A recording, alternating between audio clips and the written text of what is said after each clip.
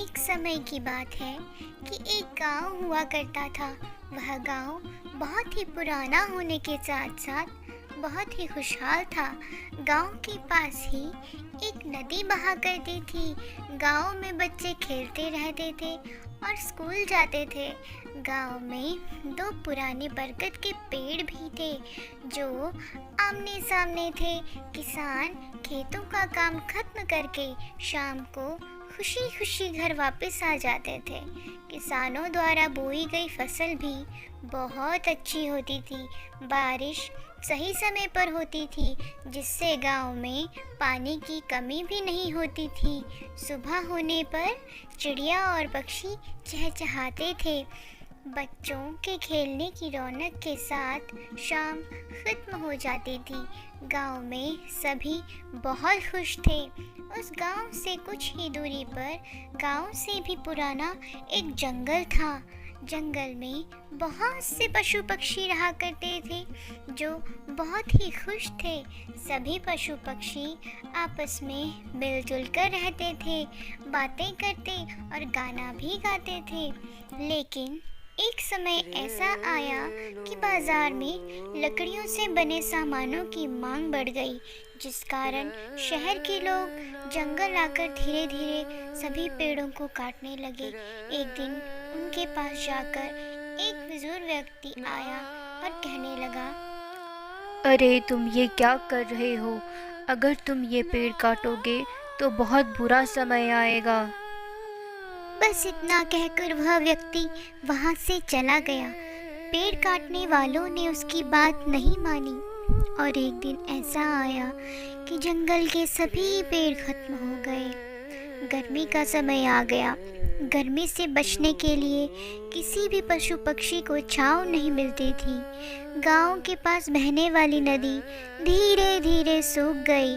पशु पक्षियों को प्यास बुझाने के लिए पानी नहीं मिलता था। ऊपर से सूरज भी बहुत अधिक चमकने लग गया था। किसानों को खेतों में पानी नहीं मिल रहा था, जिससे फसल सूखने लग गई थी।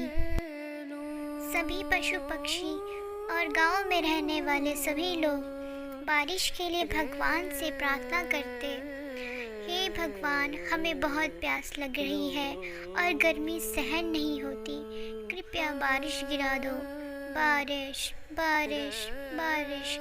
सभी पशु पक्षी चहचहाते हुए बोलते, हे भगवान, बारिश बारिश बारिश।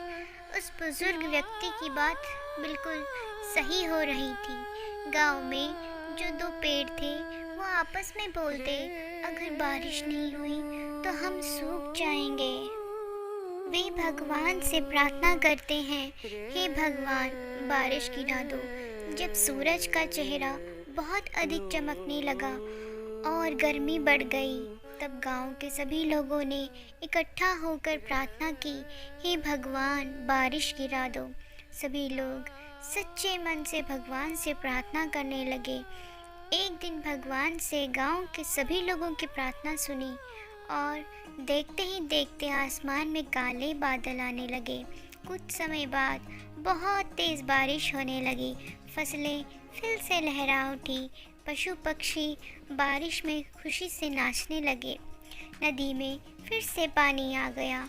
गांव के लोग फिर से खुशहाल रहने लगे।